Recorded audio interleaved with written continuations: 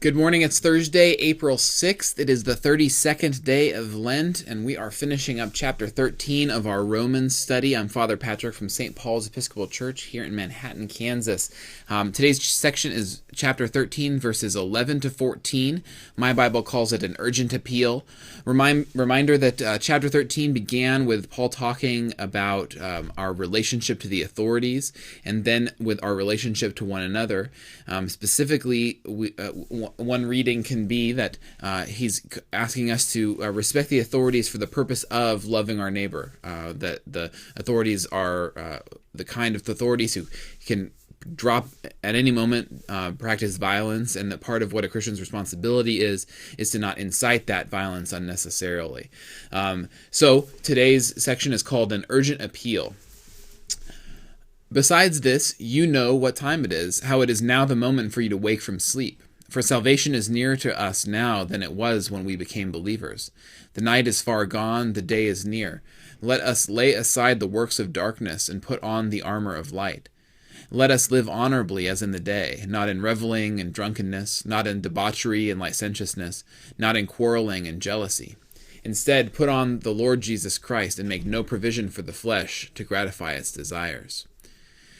This last verse, we have the word flesh used, which is going to be this catchword that Paul has used several times to describe the difference between living according to the flesh and according to the Spirit. We heard about this on Sunday morning as well in our reading from chapter 8.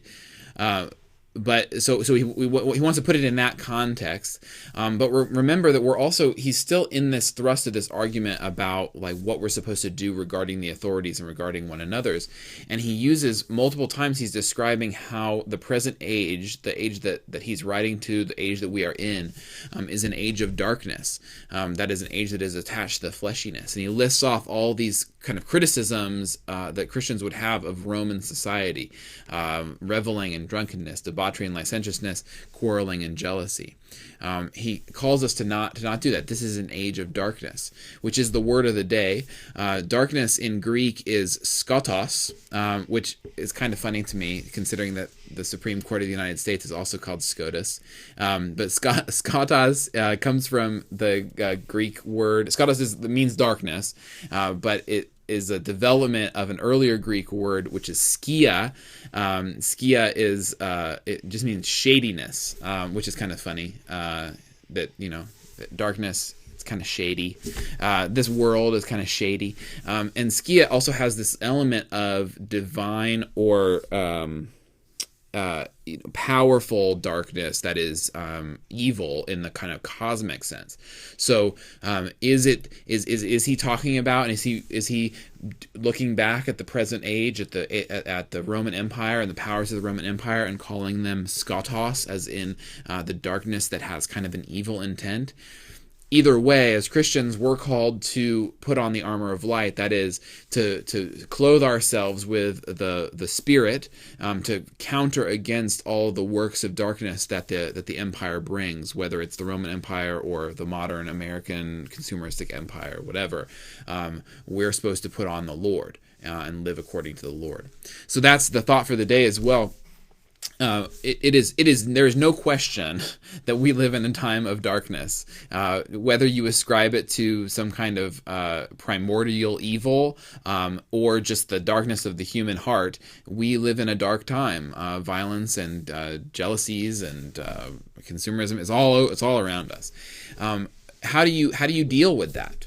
How do you deal with that? What does putting on the armor of light look like to you? Is it a prayer life? Is it regular worship? Is it Bible study? Is it relationship with others who keep you shining in the darkness? Darkness and light are powerful metaphors. Jesus uses them as well, and we can understand ourselves as lights in the darkness. And so how are you dealing with that? How do you deal with the darkness? And then further, how are you illuminating others and bringing others into the understanding of Christ and the lack of fear in the darkness? So have a happy and a holy Lent, and we will see you again tomorrow as we jump into chapter 14.